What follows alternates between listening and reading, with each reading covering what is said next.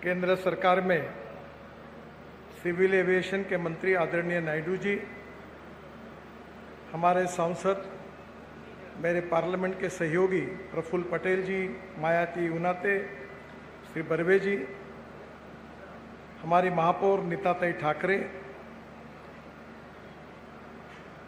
GMR के अध्यक्ष राजू जी, उपस्थित सभी अधिकारीगण और उपस्थित भाइयों और बहनों, आज का यह क्षण नागपुर के लिए बहुत ऐतिहासिक क्षण है। पिछले अनेक दिनों से हमारे एयरपोर्ट का काम जल्दी शुरू होना चाहिए, ये यहाँ के लोगों की बहुत इच्छा भी थी, आग्रह भी था।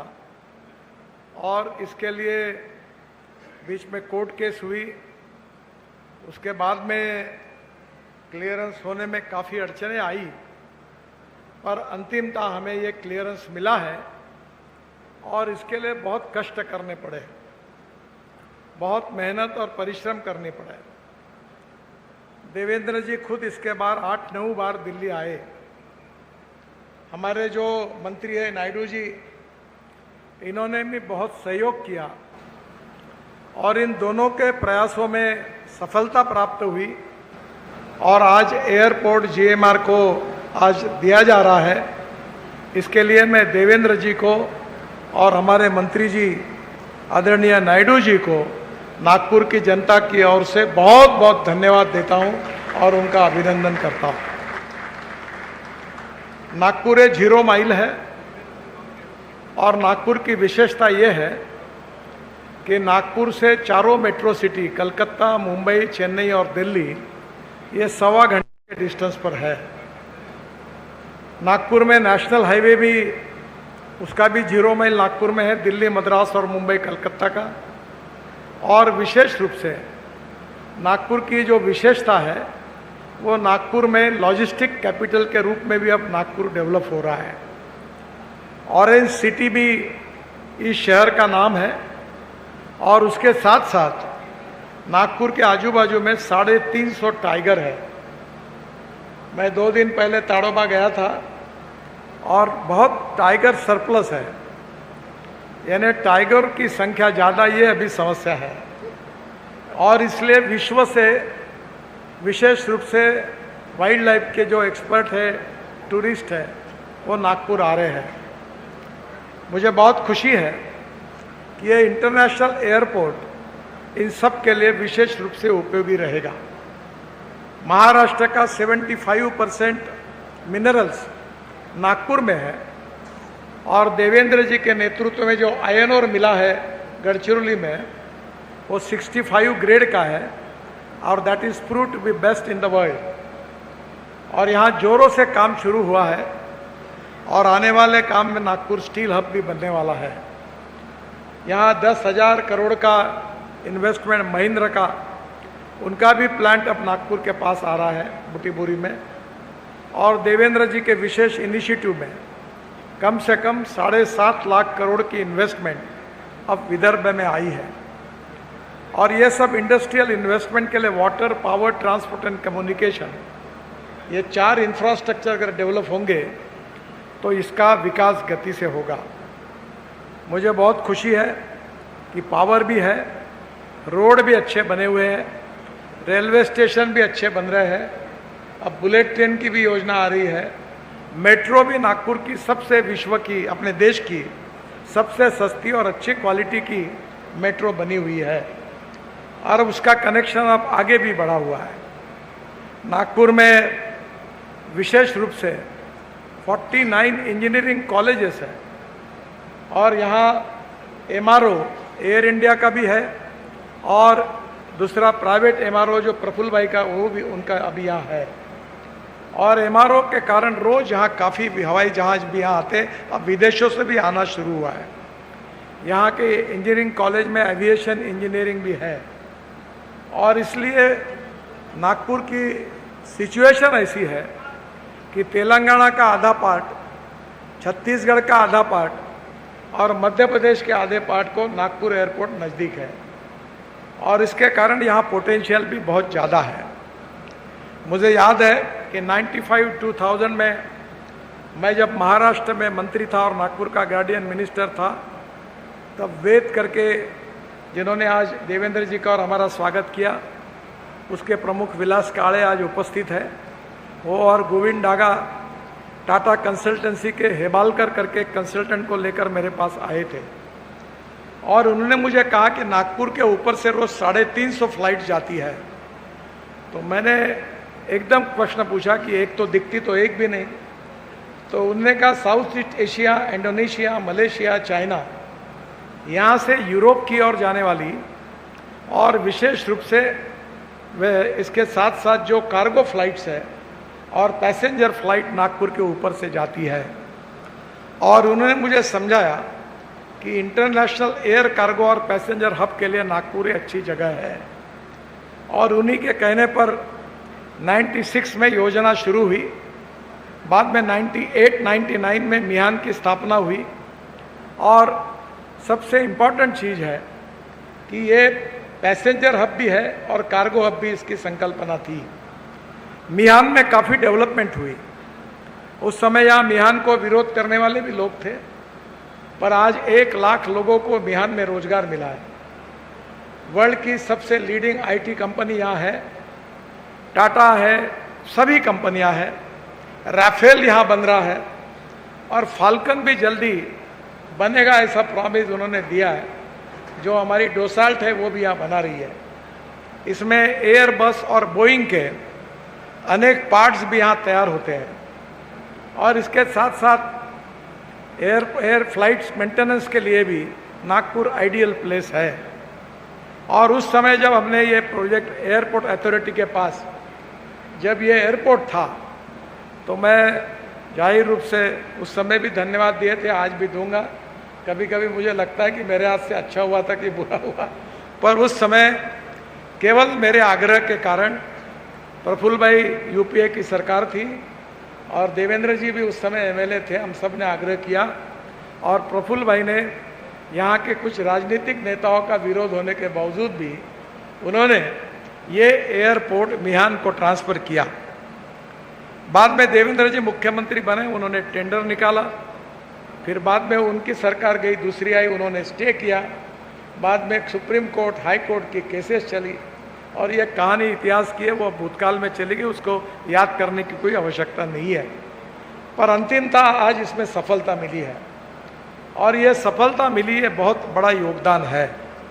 मैं माननीय मंत्री जी को, नायडू जी को 2 बातों के लिए रिक्वेस्ट करूंगा कि आप हमको नागपुर से सिंगापुर के लिए और दुबई के लिए ये 2 कनेक्टिविटी दीजिए, क्योंकि इससे south east Asia, Indonesia, Malaysia, China और उसके साथ यूरोप में और अमेरिका में जाने के लिए यहाँ से काफ़ी बार एक फ़्लाइट आती है, पर वो अच्छे प्रकार से यहाँ के पूरे विदर्भ, छत्तीसगढ़ और मध्य प्रदेश के लोगों की इसमें काफ़ी सुविधा होगी और ट्रैफिक भी मिलेगा।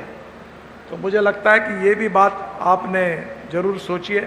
दूसरी आपने अच्छी बात बताई कि वाराणसी में आपने आज ही जो योजना शुरू की है कि इंटरनेशनल जो हमारे पैसेंजर है वो यहीं चेकिंग करे, लगेज दे और डायरेक्ट मुंबई और दिल्ली जब जाएंगे तो वहाँ से डायरेक्ट फिर उनको एयरप्लेन बैठने में आसानी होगी। तो ये भी सुविधा होने से फ़ायदा होगा। बाद में रीजनल एयरलाइंस जो है, इसमें अब अमरावती में भी एयरपोर्ट हुआ है और नागपुर में भी पोटेंशियल है। और मुझे विश्वास है कि अभी टाटा ने भी नया प्लेन बनाया, कल ही आपने कैबिनेट में बताया, बहुत खुशी हुई। और आपने ये भी बताया कि ये हम लोग कोशिश कर रहे हैं कि उसको पैसेंजर प्लेन में भी हमें अनुमति बोइंग का, एयरबस कंपनी की मिले। तो हमारे यहाँ रीजनल सेंटर भी जोड़ेंगे। अब देवेंद्र जी गढ़चिरौली में भी एयर स्ट्रिप एयरपोर्ट बना रहे, अमरावती में बना है, अकोला में बना है, बुल्ढाना में अजिंठा और वेरूल इंटरनेशनल लेवल की डेस्टिनी है टूरिज़्म के लिए, वो वहाँ है। लोनार का ये है। और यहाँ से हम मध्य प्रदेश में कान्हा हो, ये सभी फॉरेस्ट जो है, टाइगर फॉरेस्ट, यहाँ पेंच है, उमरेड में है, ताड़ोबा है, तो ये सबको कनेक्टिविटी मिलेगी तो टूरिज़्म बढ़ेगा। टूरिज़्म और मिनरल्स ये यहाँ की स्ट्रेंथ है। एक छोटी और रिक्वेस्ट मैं आपको करूँगा प्रधानमंत्री जी ने कल भी हम सबको कहा था कि आप कोई भी काम में देरी नहीं होनी चाहिए। आपके एयरपोर्ट अथॉरिटी के चेयरमैन बैठे यहाँ, हाँ, तो हमारे यहाँ नागपुर की कोई भी बिल्डिंग बनाना है तो सब फाइल इनके पास जाती है। जहाँ हवाई जहाज दिखता भी नहीं वो भी फाइल जाती है। और इसलिए ईज ऑफ बिजनेस को बदलने के लिए जरा आप एक कठोर निर्णय करिए और ये फाइल 8 दिन में क्लियर होनी चाहिए। हमें बहुत समय लगता है और बहुत चक्कर काटने पड़ते हैं। अब प्रधानमंत्री जी ने भी आपको रिक्वेस्ट की, मैं भी कर रहा हूँ, और ज़रा डंडा लगाइए और ये सिस्टम, बाकी मैं और डिटेल बताता नहीं ज़्यादा, यही बोल के चुपचाप रहता हूँ, पर आप ज़रा इसको जल्दी कराइए तो ये हमारे लिए बहुत फ़ायदे का होगा। दूसरी इम्पॉर्टेंट चीज़ है कि यहाँ की एयर स्ट्रिप के बारे में मैं आपकी क्षमा मांगता हूँ। मैं आपके ऊपर, राज्य मंत्री के ऊपर, सेक्रेटरी के ऊपर बहुत नाराज़ हुआ था। इसका कारण उन्होंने भी एक वर्ल्ड रिकॉर्ड कर दिया। हमने रोड बनाने के 7 वर्ल्ड रिकॉर्ड किए। 1.5 साल हमारी एयर स्ट्रिप का काम चल रहा था और इसके कारण जो टाइमिंग उन्होंने कैंसिल कर दी है तो हमारे प्राइवेट एयरलाइंस ने रेट बढ़ा दिए और इस 1.5 साल में हमारी जनता को 60 से 70 हज़ार करोड़ का चूना इसके कारण लगा।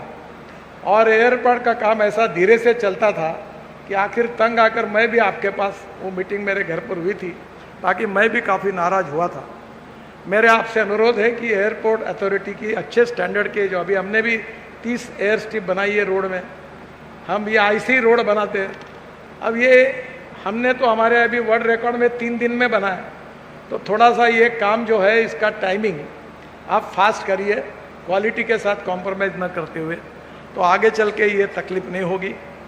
GMR के हमारे राजू जी को मेरी एक रिक्वेस्ट है कि आपका ये जो वर्धा रोड है, वहाँ से जो आपके एयरपोर्ट की एंट्री है, इसमें आउट ऑफ वे जाकर देवेंद्र जी ने मुझे कहा, और ये जो हमारा रोड 6 लेन बन रहा है पूरा वर्धा रोड, मैंने 400 करोड़ रुपए खर्चा करके NHAI के तरफ से, मैंने नहीं किया, हमने आपको कनेक्टिविटी जोड़ के दी।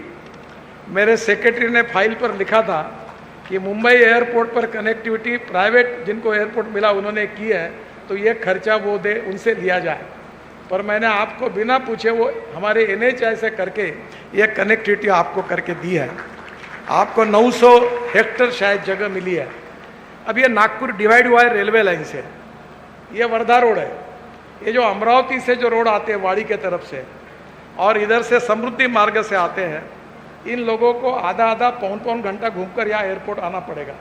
तो एक तरफ इसकी कनेक्टिविटी इस रोड को हुई, उधर हिंगना के तरफ ये अगर कहीं भी आप अच्छी जहाँ से होगी, दोनों साइड से अगर कनेक्टिविटी होगी तो ये भी दोनों साइड में नागपुर बहुत डेवलप हो रहा है। देवेंद्र जी ने जो कैंसर हॉस्पिटल किया उसके आगे काफ़ी बड़े प्रमाण पर लोकेलिटी डेवलप हो रही है, उनको चक्कर मार के आना पड़ेगा। तो ये इसके लिए आते समय अगर ये कनेक्टिविटी उधर से एयरपोर्ट की बनती है दोनों दिशा से, तो जनता के लिए इसकी सुविधा होगी। इसका आप जरूर विचार करिए।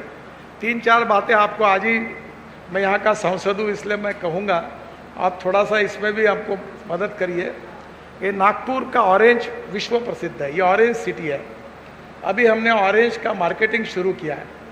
कल हमारे एविएशन मंत्री जी ने कहा कि उनके सहयोग के कारण नॉर्थ ईस्ट की लीची अब दुबई चली गई, तो हमारा संतरा भी विश्व में जाना चाहिए। तो अभी आपके एयरपोर्ट पर संतरा, और हमने एक संतरा बर्फी बनाई है, यानी नकली बर्फी नहीं, जीनियस नई प्योर बर्फी बनाई, जूस डालकर, मदर डेयरी में। और मदर डेयरी का 1000 करोड़ का प्लांट लगभग पूरा हो रहा है और वो बर्फी बहुत अच्छी है। आज आपको खिलाते पर आज मुझे मालूम नहीं, याद नहीं रहा, तो उसके लिए आप मदर डेयरी को और उसको 2 स्टॉल दीजिए। दूसरा, आप वेजिटेरियन हो कि नॉन वेज वाले हो मुझे पता नहीं, पर नागपुर में जितने लोग बाहर से आते हैं वो यहाँ सावजी मटन खाते हैं। सावजी अब वर्ल्ड लेवल का ब्रांड बना हुआ है। मेरे गांव में जो सावजी, वहाँ रोज 70-80 गाड़ियाँ नागपुर से आती है, सभी हाईकोर्ट जजेस से लेकर अधिकारी से लेकर सब आते हैं। तो सावजी ये हमारी आइडेंटिटी बनी है। तो सावजी के लिए, ऑरेंज के लिए, और उसके साथ एक हैंडलूम वेवर का शहर है, तो एक उसका भी पैवेलियन के लिए 2-3 बातें जो नागपुर की कल्चरल आइडेंटिटी जो यहाँ की है वो अगर इसमें कायम रहेगी तो मुझे लगता ये भी बहुत बड़ा फायदा होगा यहाँ के डेवलपमेंट के लिए। मैं आप सबको बहुत बहुत धन्यवाद देता हूँ, अभिनंदन करता हूँ। आदरणीय मंत्री जी के भी आभार व्यक्त करता हूँ, देवेंद्र जी के विशेष आभार व्यक्त करता हूँ, क्योंकि उनके पास पेशेंस भी है कि वो 8 चक्कर, मेरे पास नहीं है। मैं 1-2 बार जाके बोलता है हटाओ, होता है तो होता है, नहीं तो नहीं होता है। और वो लगातार कोशिश करते रहे और उनके प्रयासों में कोर्ट केस के भी प्रॉब्लम आए, कोर्ट में सुनवाई नहीं होती थी। अब उसके लिए भी काफ़ी दिन अटके हुए थे, फिर निर्णय होने के बाद भी अटके हुए थे। खैर, हिंदुस्तान का लोकतंत्र और हमारा सबके ऊपर विश्वास है, इसलिए जिन जिन लोगों ने हमको तकलीफ दी है उनको भी हम धन्यवाद देते हैं, उनके भी आभार मानते हैं, क्योंकि हमारे नसीब में लिखा होगा। और अब अंतिमता ये मिला है और इसके लिए मैं बहुत खुशी जताता हूँ और नागपुर की जनता की ओर से आपको धन्यवाद देता हूँ। और राजू जी, आपको इस काम में हम पूरा सहयोग करेंगे, ये विश्वास देता हूँ। बहुत बहुत धन्यवाद। नमस्कार।